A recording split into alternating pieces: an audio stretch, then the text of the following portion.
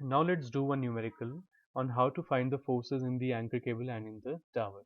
So the numerical is a bridge cable is suspended from towers 80 meters apart and carries a load of 30 kilonewton per meter on the entire span. If the maximum sag is 8 meters, calculate the maximum tension in the cable. If the cable is supported by saddles, which are stayed by wires inclined at 30 degrees to the horizontal, determine the forces acting on the towers. So this is the first part, and the second part of the numerical is if the same inclination of backstay passes over pulley, determine the forces on the towers. Also determine the maximum bending moment for the pier if the height of the pier is 15 meters. And now let's first draw the diagram. So in the question it is given that the bridge cable is suspended from towers 80 meters apart. So the two towers at A and B, these are 80 meters apart. The horizontal distance is 80 meters, and the cable is carrying a load of 30 kilonewton per meter on the entire span. So this cable is carrying a load on the deck. See, this load on the deck is ultimately transferred to the cable. So we say that the cable is subjected to a load of 30 kilonewton per meter. So a UDL of 30 kilonewton per meter is acting over the whole span. Now in the question it is given that if the maximum sag is 8 meters, see we know that the maximum sag will be at the center of the cable. Suppose this central point is capital C and the value of the sag is given as 8 meters. Now in the first part we have to calculate the maximum tension in the cable. So see, we know the formula of the maximum tension is under root VA square plus H square or VB square plus H square, whichever value is larger, either VA or VB, we will put that value here, and after putting the value we will get the value of Tmax. If you see this diagram, this UDL is acting throughout the cable, throughout the span of the cable. It means that the UDL is acting symmetrically on the cable, and when the UDL acts symmetrically on the cable, the vertical loads are just half of the total load. So the total load will be UDL, convert the UDL into point load, so 30 into the length over which the UDL is acting. So 30 into length is 80, so 30 into 80 will be the total load, and just half of it will go to VA and half of it will be VB. So WL by 2, so VA and VB will be equal to total load divided by 2. So 30 into 80, this divided by 2, we will get 1200 kilonewtons. And now we will calculate the value of the horizontal thrust, and we know that the value can be calculated by taking the summation of the moment about c equal to 0. So if I take summation of a moment about c equal to 0, I can either take the left side of c or I can take the right part of the c. So I have taken the left part of the c point. So if you see the left part of the c point, see VA is acting in the upward direction, so this VA will produce a clockwise bending moment about C. So for clockwise I'm going to take positive, and for anti-clockwise I'm going to take negative. So for clockwise plus, and the perpendicular distance of VA from C will be 40. So 40 into VA. Now this H will take C point in the anti-clockwise direction, and for anti-clockwise movement we will take minus, so minus, and the perpendicular distance of line of action of capital H from C is 8 meters, so minus 8H. Now the next force is this UDL, and this UDL is acting in the downward direction. So this UDL will also produce an anti-clockwise moment about point C. For anti-clockwise we will take minus. So first convert UDL into point load. So 30 into C, the length of the UDL on the left of C is 40. So 30 into 40, and this UDL will act at half of 40, so 40 by 2. So this equal to 0. So after, see, we know the value of VA is 1200. So after putting the value of VA and solving this equation, we will get the value of capital H equal to 3000 kilonewtons. So now the first part was to find the maximum tension in the cable.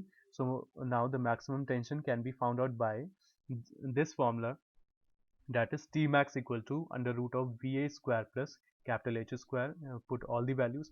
See, if VA and VB in this case are equal.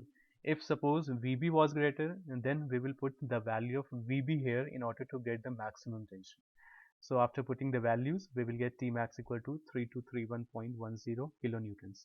So now let's see the second part. In the second part, it is given that if the cable is supported by saddles, now it is given that we have second type of the support system, that is a saddle support system, which are stayed by wires. Inclined at 30 degrees, it means this is the angle of inclination of the anchor cable uh, to the horizontal. So now we have to find the forces acting on the towers. See, we know that when the saddles are used, there is only one force which is produced in the tower, and that is your vertical force. So let's see that how do we calculate these forces. See, so second part is this.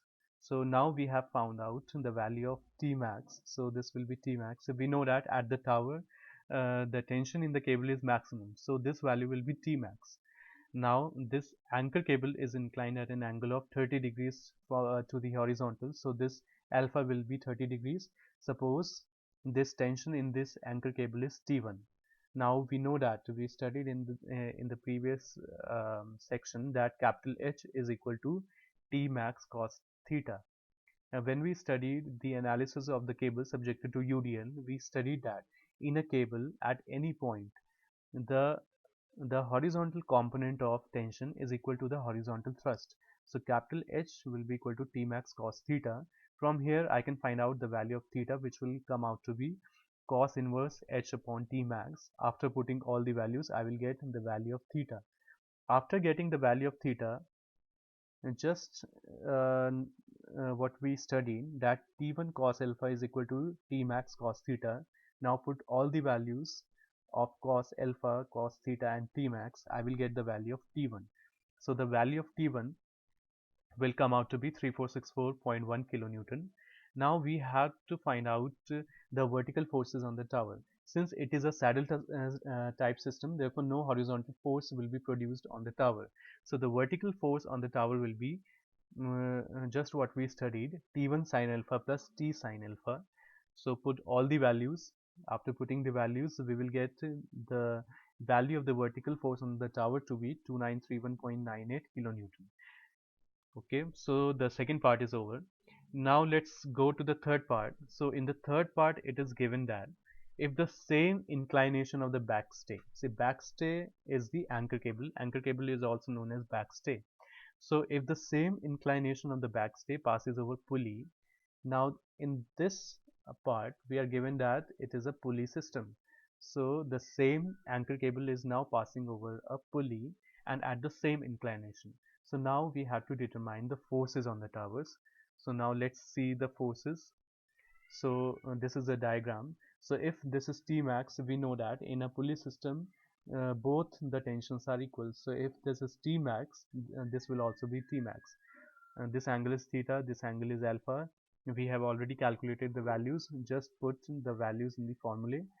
So vertical force on the tower will be equal to T max sin alpha plus sin theta. So after putting the value, you will get the vertical force on the tower to be 2815.48 kilonewton, and the horizontal force on the tower will be T max cos theta minus cos alpha, which will come out to be 201.82 kilonewton. Now let's come to the fourth part. So in the fourth part, we are given that also determine the maximum bending moment for the pier if the height of the pier is 15 meters. So in the saddle type system, we know that no bending moment is produced since no horizontal force is produced in the tower. So the maximum bending moment will be equal to 0. And for the guided roller support system, we know that the formula, it is the total horizontal force into the height of the tower.